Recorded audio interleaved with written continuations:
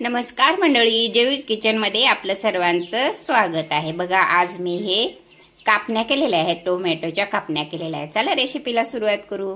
2 वाट्या गव्हाचं पीठ घेतलं, पाव वाटी तांदळाचं पीठ घेतलं आणि त्याच्यामध्ये थोडंसं मीठ टाकलं, हळद टाकली, लाल तिखट टाकलं। बघा, अशा पद्धतीने मी टाकून घेतलेलं आहे आणि हे टोमॅटोची प्युरी याच्यामध्ये टाकून घ्यायची, करून ठेवलेली आहे। आता हे सगळं साहित्य मिक्स करून घ्यायचं आणि आता बघा, अशा पद्धतीने हे सगळं साहित्य मी मिक्स करून घेतलेलं आहे आणि आता ही प्युरी याच्यामध्ये घालून घेतली। आता ही सगळी प्युरी आपल्या पिठामध्ये मिक्स करून घ्यायची। अशा पद्धतीने थोडं पाणी घालून आपण हे सगळं मिक्स करून घ्यायचं।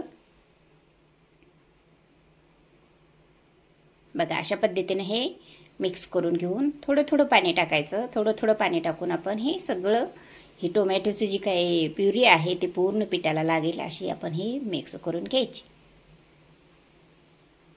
आणि याचा असा व्यवस्थितरित्या डो तयार करून घ्यायचा। बघा, असा डो तयार झालेला आहे। बघा, अशा पद्धतीने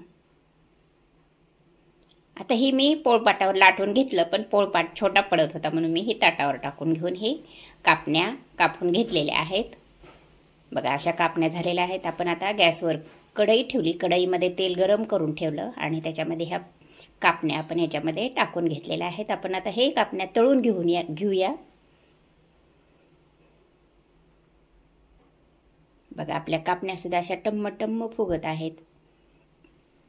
बघा, कलर, त्याचं टेक्स्चर किती छान आलेलं आहे पहा।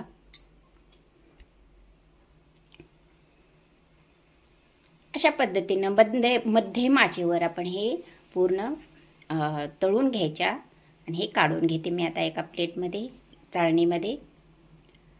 तशाच पद्धतीने अजून एक घाण आपण काढून घेऊया।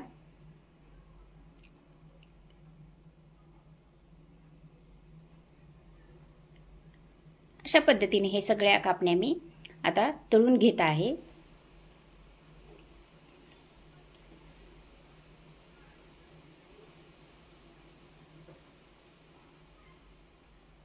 हे पूर्ण तळून घ्यायचं।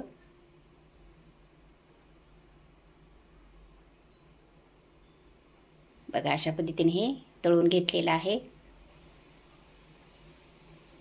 आता हे पण आपण आता काढून घेऊया।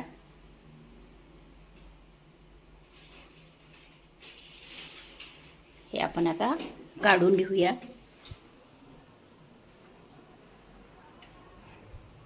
आता हे एक दुसरी पोळी लाटून घेतली, त्याच्यावर मी हे तीळ वगैरे टाकून घेतलेलं आहे।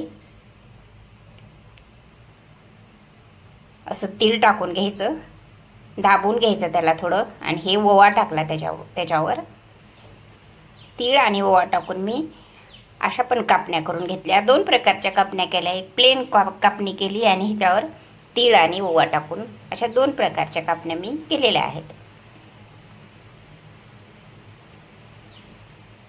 अशा पद्धतीने हे लाटून घ्यायचं आणि अशा कापण्या करून घ्यायच्या।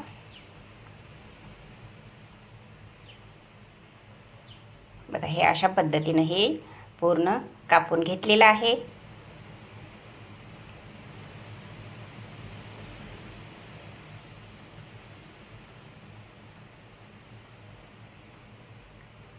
अशा पद्धतीच्या ह्या कापण्या आपल्या तयार झालेल्या आहेत।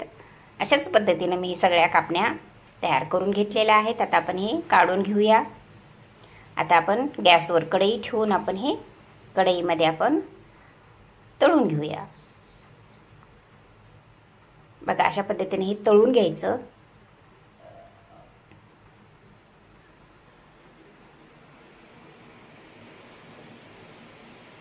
आता मी सगळ्या कापण्या करून घेतलेल्या आहेत आणि मी आता तळून घेत आहे।